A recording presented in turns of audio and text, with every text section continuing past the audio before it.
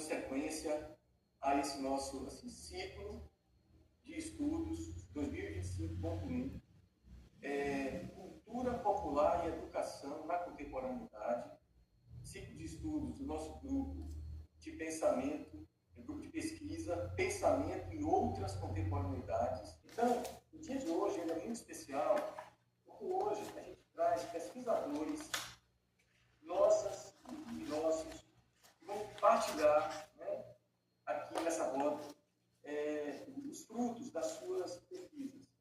E a primeira dessas pessoas, pesquisadoras do grupo, é Marta de Assis. Então, eu imaginava o território quilombola, o território da minha memória afetiva, como um espaço confluente, né, uma força que move as pessoas para o compartilhamento na perspectiva de Nego Bispo. Então, eu tive que acolher aquelas vozes como um encontro de vidas também e reconhecendo aquelas figuras também de alteridade. Então, eu precisei costurar esses afetos. Aí foi o ponto de partida para iniciar essa pesquisa. Claro que eu falo de um afeto cunhado na potência, tá? Enquanto uma vontade capaz de mover, né, de impulsionar. E esse afeto justamente é o afeto que mostra o que é difícil de servir. Recebia diversas contradições e o enquadramento da memória, dessa memória ancestral. E as pessoas falavam de uma memória mais recente e essa memória aí estava meio que enquadrada. Então eu me deparei com esse cenário. Então esse afeto eu acho que foi o fio condutor para a minha indagação. E qual é o papel educacional da memória alimentar enquanto patrimônio cultural. Normalmente pensamos que o afeto ele vem carregado de falta de clareza, de imprecisão.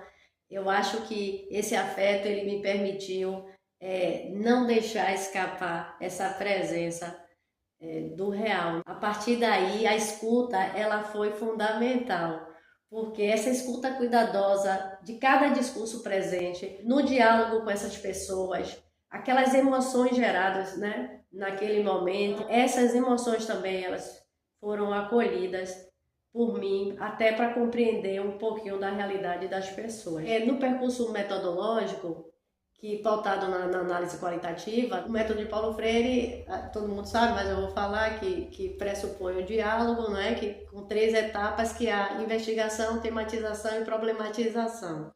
Então, o ponto de partida, utilizei o termo estruturante tanto da análise qualitativa ou o tema gerador de Paulo Freire, foi codificar esse tema para convocar esse povo para um lugar comum, né? E viabilizar aí um processo de comunicação, de análise e de interpretação desses dados. E como estratégias de campo foram utilizadas visitas domiciliares, entrevistas abertas e um círculo de cultura enquanto metodologia de levantamento de dados para pesquisa, bem como a observação participante.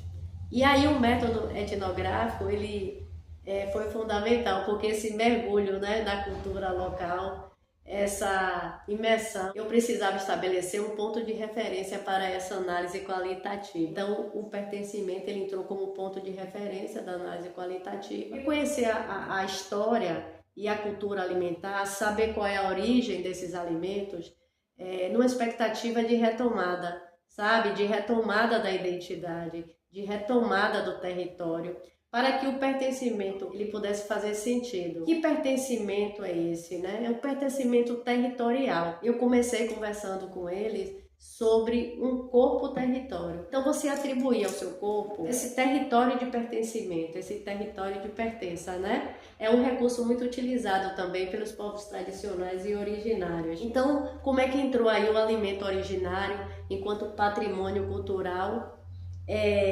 para tentar trabalhar a questão da identidade? Poderia dizer que existe uma relação inseparável entre patrimônio cultural, né, que representa uma história, uma memória dos povos africanos, na ancestralidade, e que isso reflete também na identidade. Então, o sujeito histórico enxerga no patrimônio alimentar a sua própria identidade. E foi de fato isso que, no decorrer do processo, foi tomando forma. A entidade, ela é uma construção social e histórica, então ela está atravessada por essa memória também, não é isso?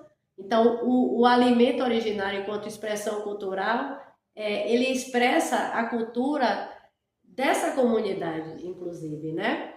E aí esse corpo deixa de ser apenas biológico, passa a ser um espaço político, social e cultural também. Nesse processo, foram utilizadas métricas qualitativas para tentar mensurar esses dados. Então, assim, foi muito interessante perceber do início ao final, como foi mudando, que uma trajetória que de repente estava na exterioridade, ela começa a aparecer. No início existia uma total desconexão com esses alimentos, né, com a memória desses alimentos, os alimentos originários, os alimentos ancestrais. Esses alimentos hoje eles têm reconhecimento científico, são chamados de plantas alimentícias não convencionais também. Chamou a atenção do mercado, inclusive, está sendo usado na grande gastronomia. Tem literatura própria, mas aqui a questão é falar de alimentos originários enquanto patrimônio cultural, porque de alimentos que expressam